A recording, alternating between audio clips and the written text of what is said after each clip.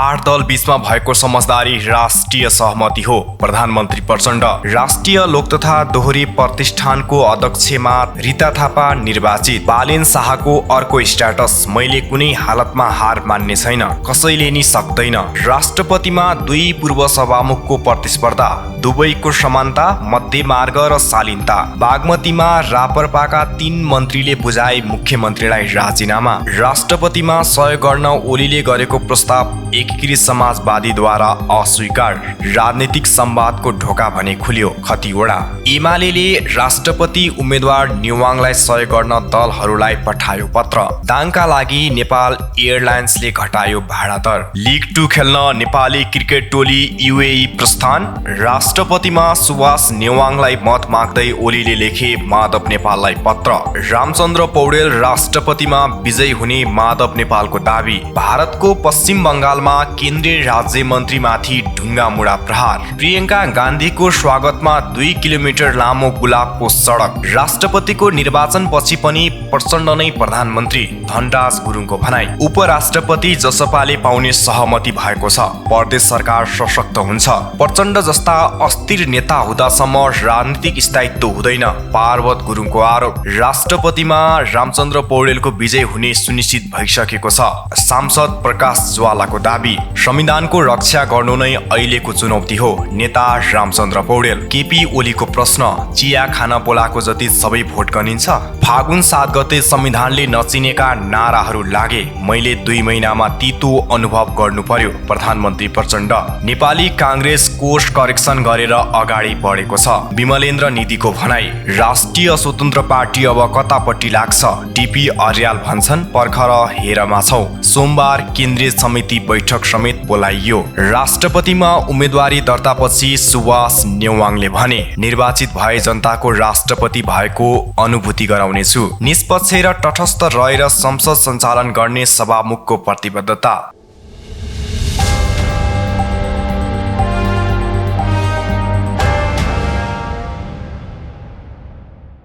काठमाडौँ महानगरपालिकाका मेयर बालेन्द्र शाहले आफू कुनै पनि हालतमा पछि नहट्ने बताएका छन्। शाहले शनिबार दिउँसो सामाजिक सञ्जाल मार्फत आफूलाई आजै राजीनामा दिन दबाब आएको खुलासा गरेका थिए। उनले यो देश कहिले बन्दैन भन्दै दुःख समेत व्यक्त गरेका थिए। तर त्यसको केही घण्टापछि बालेनले अर्को अभिव्यक्ति दिएका छन्, अटल अजर अडिग निडर, कसैले नि सक्दैन उनले भनेका छन्। प्रधानमन्त्री पुष्पकमल दाहाल प्रचण्डले 8 राजनीतिक दलबीच राष्ट्रिय निर्वाचनबारे भएको समझदारी राष्ट्रिय सहमति भएको दावी गरेका छन्। माओवादी केन्द्रका अध्यक्ष समेत रहेका उनले संविधान र सङ्घीय लोकतान्त्रिक गणतन्त्रलाई स्वीकार गर्न नसक्नेहरूसँगको सहकार्यले जटिलता, संशय र भ्रम पैदा गर्ने भएकाले 8 राजनीतिक दलहरूसँग सहमति गर्नु परेको बताएका छन्। शनिबार काठमाडौँमा आयोजित महेन्द्र नारायण निधि स्मृति प्रतिष्ठानले आयोजना गरेको कार्यक्रममा प्रधानमन्त्री दाहालले भने, संविधान र सङ्घीय लोकतान्त्रिक गणतन्त्रलाई स्वीकार गर्न नसक्नेहरूसँगको सहकार्यले जटिलता, संशय, भ्रम मात्रै पैदा गर्छ। मैले 2 महिनाभित्रै तितो अनुभूति गरे।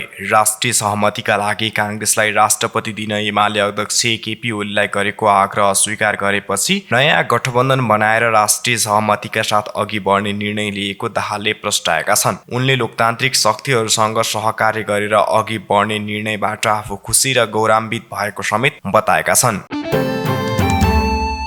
राष्ट्रिय लोक तथा दोहोरी गीत प्रतिष्ठानको अध्यक्षमा रीता थापा मगर निर्विरोध निर्वाचित भएकी छिन्। धादिङमा जारी 8औं केन्द्रीय महाधिवेशनमा मगरलाई अध्यक्षमा निर्विरोध चुनिएको हो। प्रतिष्ठानले मगरसहित 28 जना निर्विरोध निर्वाचित भएका उम्मेद्वारहरूको सूची सार्वजनिक गरेको छ। उनी प्रतिष्ठानको पहिलो महिला अध्यक्ष हुन्। वरिष्ठ उपाध्यक्षमा पशुपति शर्मा, प्रथम उपाध्यक्षमा रामजी खाँड, उपाध्यक्षमा कर्मश सुभाष केसी, दीपक खड्का र राधिका हमाल पनि निर्विरोध निर्वाचित भएका छन्। त्यसैगरी महासचिव शिव हमाल, उपमहासचिव हरि डाँगी र शिरीष देवकोटा, कोषाध्यक्षमा अमृता अधिकारी, सचिवमा जमुना राणा, उपत्यका सचिवमा प्रकाश सपुत पनि निर्विरोध निर्वाचित भएका छन्।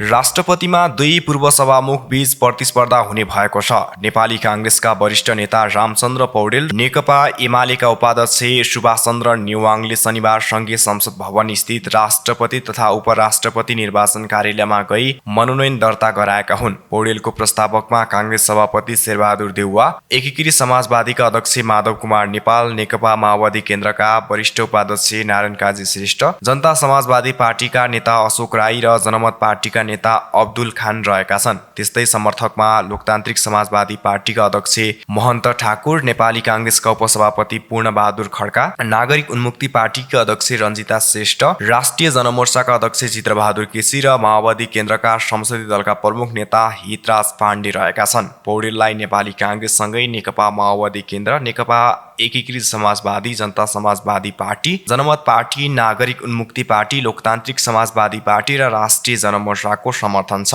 राष्ट्रपतिमा उम्मेद्वार गरेपछि पौडेलले चुनाव हुने दिन 25 फागुनसम्म आफूलाई एमाले पनि समर्थन गर्ने विश्वास व्यक्त गरेका छन्। एमाले अध्यक्ष पनि मसँगै जेल बस्नु भएको हो, पुरानो साथी हो, यो पदलाई राष्ट्रको साझा पद बनाउन उहाँले योगदान गर्नुहोला भन्ने अपेक्षा गरेको छु, उम्मेदवारी मनोनयन दर्तापछि उनले पत्रकारसँग भने। यस्तै नेकपा एमालेका उपाध्यक्ष सुभाष चन्द्र नेवाङको प्रस्तावकमा अध्यक्ष एवं संसदीय दलका नेता केपी शर्मा ओली, पृथ्वी सुब्बा गुरुङ, गोकर्ण विष्ट, रघुवीर महासेठ र छविलाल विश्वकर्मा रहेका छन्। समर्थकमा एमालेकै नेताहरू योगेश भट्टराई, टोपबहादुर रायमाझी, जुली कुमारी महतो, दिलकुमारी थापा रावल र अमन कुमार मास्के रहेका छन्। उम्मेदवारी दर्तापछि नेता नेवाङले पनि आफू नै राष्ट्रिय सहमतिको उम्मेदवार बन्न सक्ने बताएका हुन्। विगतमा संविधान सभामा 31 दलको सर्वसहमत अध्यक्ष भएर संविधान जारी गर्न भूमिका खेलेको र त्यही संविधानको संरक्षक हुने अवसरका लागि हिँडेको भन्दै उनले राष्ट्रिय सहमति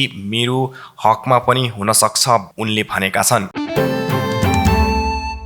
बागमती प्रदेशका रापरपाका 3 मन्त्रीले पदबाट राजीनामा दिएका छन्। शनिबार बसेको प्रदेशसभा बैठक लगत्तै रापरपाका 3 मन्त्रीले मुख्यमन्त्रीको सरकारी निवास हेटौडा 2 मा पुगेर मुख्यमन्त्री शालिग्राम जमकट्टेलाई राजीनामा बुझाएका हुन्। प्रदेशका खानेपानी, सिँचाइ तथा ऊर्जा मन्त्री एवं रापरपा बागमती प्रदेश संसदीय दलका नेता उद्धव थापाको नेतृत्वमा वन तथा वातावरण मन्त्री राजु विष्ट र पर्यटन उद्योग तथा सरकारी मन्त्री डम्बर बहादुर तामाङले संयुक्त रूपमा मुख्यमन्त्री जमकट्टेलाई राजीनामा बुझाएका हुन्। राष्ट्रपतिको निर्वाचनका लागि केन्द्रीय तहमा सत्ता समीकरण फेरि लगत्तै उनीहरूले पदबाट राजीनामा दिएका हुन्। केन्द्र र प्रदेश सरकारबाट पनि रापरपा बाहिरिने पार्टीको निर्णय अनुसार राजीनामा दिएको नेता थापाले जानकारी दिएका छन्। राष्ट्रपति निर्वाचनमा आफ्नो पार्टीको उम्मेदवारलाई सहयोग गर्न एमाले अध्यक्ष केपी शर्मा ओलीले नेकपा एकीकृत समाजवादीलाई गरेको प्रस्ताव सो पार्टीले अस्वीकार गरेको छ। ओलीले एकीकृत समाजवादीका अध्यक्ष माधव कुमार नेपाललाई सम्बोधन गरेर आज पत्रचार गरेका थिए, तर सो पार्टीका प्रचार विभाग प्रमुख जगन्नाथ खतिवड़ाले ओलीको प्रस्तावलाई स्वीकार गर्ने स्थिति नरहेको बताएका हुन्। यद्यपि ओलीको प्रस्तावले औपचारिक रूपमा राजनीतिक संवादको ढोका खोलिदिएको उनको भनाइ छ। नेकपा एमालेका अध्यक्ष केपी शर्मा ओलीले नेकपा एकीकृत समाजवादीका अध्यक्षलाई सम्बोधन गरेर एमालेका राष्ट्रपतिका उम्मेद्वार सुभाष नेवाङलाई मतदान गर्न अनुरोध पत्र लेख्नु भएको छ। यसको लागि धन्यवाद उनले भनेका छन्। राष्ट्रपति निर्वाचनको सन्दर्भमा समय निकै अगाडि बढिसकेको हुँदा एमालेको अनुरोधलाई स्वीकार गर्ने स्थिति नभए तापनि सकारात्मक सोचका साथ राजनीतिक संवादको वातावरण निरन्तर रहिरहेमा एजेन्डा अनुसार सहकार्यको वातावरण निर्माण हुन सक्दछ उनले भने। नेकपा एमालेले राष्ट्रपतिको निर्वाचनमा आफ्नो उम्मेदवारलाई सहयोग गर्न नेपाली काङ्ग्रेस बाहेक संसदका सहभागी रहेका सबै राजनीतिक दललाई औपचारिक पत्र पठाएको छ। एमाले केन्द्रीय कार्यालयका सचिव डाक्टर भीष्म अधिकारीले काङ्ग्रेस बाहेक संसदमा रहेका सबै राजनीतिक दलसहित स्वतन्त्र सांसदलाई एमालेका तर्फबाट राष्ट्रपतिका उम्मेद्वार सुभाष चन्द्र नेवाङलाई सहयोग गर्न अनुरोध गर्दै पत्र पठाएको जानकारी दिएका छन्। उनका अनुसार राजनीतिक दल र स्वतन्त्र सहित 17 पत्र पठाइएको छ। अध्यक्ष केपी शर्मा ओलीले नेकपा माओवादी केन्द्र, नेकपा एकीकृत समाजवादी पार्टी, जनता समाजवादी पार्टी जसपा, राष्ट्रिय स्वतन्त्र पार्टी, राष्ट्रिय प्रजातन्त्र पार्टी, जनमत पार्टी, नागरिक उन्मुक्ति पार्टी लगायत पार्टीका अध्यक्ष सहित स्वतन्त्र सांसदलाई सम्बोधन गर्दै राष्ट्रपतिको निर्वाचनमा नेवाङलाई सहयोग गर्न पत्र लेखेका हुन्। नेपालको संविधानको मर्म र भावना अनुरूप नेवाङ राष्ट्रपतिका लागि अत्यन्त योग्य एवं उपयुक्त उम्मेद्वार हुनुहुन्छ। राष्ट्रिय सभा, प्रतिनिधि सभा र प्रदेश सभाका सदस्य मतदान हुने र यस निर्वाचनमा तपाईको पार्टीका तर्फबाट नेवाङको पक्षमा मतदानका लागि पूर्ण सहयोग प्राप्त हुने विश्वासका साथ अनुरोध गर्दछु पत्रमा भनिएको छ।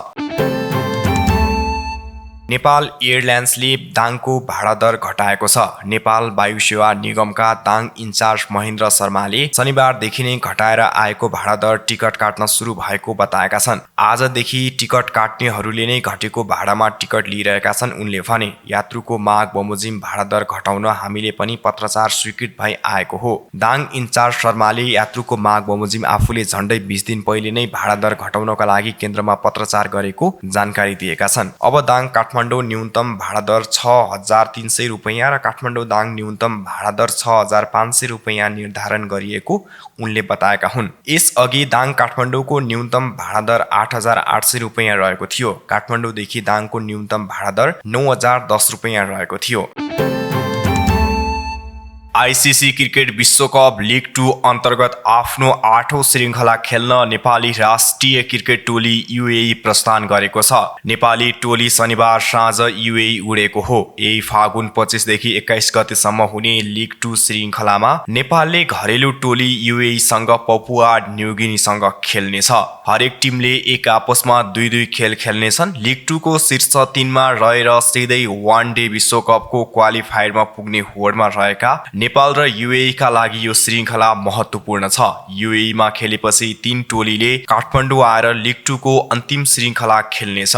युएई मा हुने श्रृङ्खलाका लागि रोहित पौडेलको कप्तानीमा 15 सदस्यीय टोलीमा प्रतीश ऋषि र श्याम मौसम ढकाल नयाँ अनुहारको रूपमा छन्। नेकपा एमालेका अध्यक्ष केपी शर्मा ओलीले राष्ट्रपति पदमा सुभाष चन्द्र नेवाङलाई समर्थन गर्न आग्रह गर्दै एकीकृत समाजवादीका अध्यक्ष माधव कुमार नेपाललाई पत्र लेखेका छन्। शनिबार लेखिएको पत्रमा नेवाङ राष्ट्रपति पदलाई अत्यन्त योग्य एवं उपयुक्त उम्मेद्वार भएको उल्लेख गरिएको छ। राष्ट्रिय सभा, प्रतिनिधि सभा र प्रदेश सभाका माननीय सदस्यहरू मतदाता हुने यस निर्वाचनमा तपाईको पार्टीका तर्फबाट माननीय सुभाष चन्द्र नेवाङको पक्षमा मतदानका लागि पूर्ण सहयोग प्राप्त हुने विश्वासका साथ हार्दिक अनुरोध गर्दछु ओलीले नेपाललाई लेखेको पत्रमा भनिएको छ। शनिबार बिहान बसेको एमालेको सचिवालय बैठकले राष्ट्रपति पदमा नेवाङलाई उम्मेद्वार बनाउने निर्णय गरेको थियो। उसले आफ्नो उम्मेद्वारलाई निर्वाचित गराउन सबै दललाई पत्रचार गर्ने निर्णय पनि गरेको थियो। नेकपा एकीकृत समाजवादीका अध्यक्ष माधव कुमार नेपालले आफूहरूले राष्ट्रपतिमा प्रस्तावित गरेका काङ्ग्रेस नेता रामचन्द्र पौडेल राष्ट्रपतिमा निर्वाचित हुने बताएका छन्। महेन्द्र नारायण नेदीको 101औं जन्म जयन्तीको अवसरमा काठमाडौँमा आयोजित कार्यक्रममा नेपालले 8 दलले अगाडि सारेको नेता पौडेल विजयी हुने बताएका हुन्। आज मात्रै काङ्ग्रेसका वरिष्ठ नेता रामचन्द्र पौडेललाई राष्ट्रपतिका निम्ति प्रस्तावित गरेका छौँ, उहाँ विजयी हुनुहुन्छ भन्ने आशा गरेका छौँ उनले भने। ओहदाको मर्यादाको रक्षा र सम्मान गर्दै देश र जनताको हितमा लाग्छौं भन्न चाहन्छौं। नेपालले 8 दलको बीचमा राष्ट्रिय मर्यादा, स्वाभिमान, लोकतन्त्र, गणतन्त्र र संघीयतालाई कसरी रक्षा गर्ने, समावेशीलाई कसरी कायम गर्ने भन्नेमा एउटै मत रहेको बताएका छन्। सुशासन, विकासको आवश्यकता, जनताको समृद्धिको चाहनालाई पूरा गर्न आफूहरू जुट्न उनले बताएका हुन्। नेपालले महेन्द्र नारायण नेदी नेपाली राजनीतिका आदर्श पात्र भएको पनि बताएका छन्। भारतको केन्द्रीय गृह राज्य मन्त्री निशित पारमानिकमाथि पश्चिम बङ्गालमा ढुङ्गामुढा भएको छ। पश्चिम बङ्गालको कुचबिहारमा जाँदा ढुङ्गामुढाको सामना गर्नु परेको हो। पारमानिकले तुनमूल काङ्ग्रेसका समर्थकहरूले आफूमाथि आक्रमण गरेको आरोप लगाएका छन्। केन्द्रीय मन्त्रीको एसयुभीको विन्डसिल्डमा क्षति पुगेको छ। भिडलाई नियन्त्रणमा लिन प्रहरीले असुर ग्यास प्रहार गर्नु परेको थियो। श्री पारमानिक कुचबिहारबाट सांसद हुन्। यदि कुनै मन्त्री सुरक्षित छैनन् भने तपाईँ सामान्य मानिसको दुर्दशाको कल्पना गर्न सक्नुहुन्छ। घटनाले बङ्गालको लोकतन्त्रको अवस्था देखाउँछ, उक्त घटनापछि उनले भनेका छन्। भारतीय काङ्ग्रेस आईकी नेत्री प्रियङ्का गान्धीलाई करिब 2 किलोमिटरसम्म गुलाबको फूलका सडक बनाएर सजाएर स्वागत गरिएको छ। बाड्रा पार्टीको 3 दिने 50औं अधिवेशनमा भाग लिन शनिबार छत्तीसगढको नयाँ रायपुर पुग्दा उनका समर्थकले 2 किलोमिटरसम्म सडकमा गुलाब बिछाएर स्वागत गरेका हुन्। उनीहरूका अनुसार गान्धीको स्वागतमा 6000 किलो भन्दा बढी गुलाबको फूल प्रयोग गरिएको थियो। प्रियङ्काको स्वागतका लागि एयरपोर्ट अगाडिको सडकमा गुलाबको फूल फूलको बाक्लो तह बिछाइएको थियो। गुलाब फूलले सजिएको सडकमा दुवै छेउमा परम्परागत वेशभूषामा सजिएका लोक कलाकारहरूले पनि आफ्नो प्रस्तुति प्रस्तुत गर्न दिएका थिए। गान्धी मुख्यमन्त्री बघेलसँगको कारमा एयरपोर्टबाट निस्किएकी थिइन्। छत्तीसगढका मुख्यमन्त्री भूपेश बघेल, प्रदेश काङ्ग्रेस प्रमुख मोहन मरकम र अन्य पार्टी नेताहरूले प्रियङ्का गान्धी वाडालाई स्वागत गरेका छन्।